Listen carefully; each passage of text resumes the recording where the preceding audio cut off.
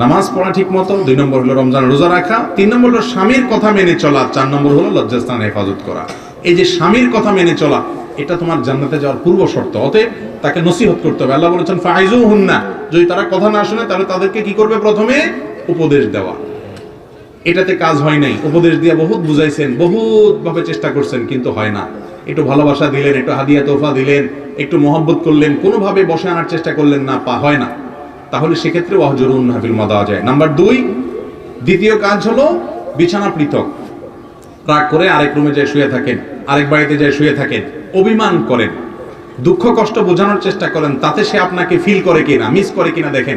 যদি হয় তো আলহামদুলিল্লাহ, তাতেও যদি ঠিক না হয়, নাম্বার 3, ফাবআসু হাকামান মিন আহলিহি ওয়া হাকামান মিন আহলিহা।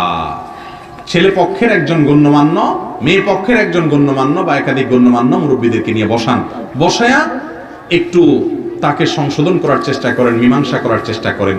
তাতে যদি হয়ে যায় আলহামদুলিল্লাহ ভালো, যদি তাতেও না হয় আর মনে হয় যে না, এটা সোজা করার কোনো রাস্তা নাই, আমার বাকি জীবন এইভাবেই যাবে, তাহলে আপনি যদি সবর করে তার সাথে জীবন যাপন করতে পারেন, সবরের কারণে আল্লাহ তাআলা আপনাকে সওয়াব দিবেন, ধৈর্য ধারণ করলেন।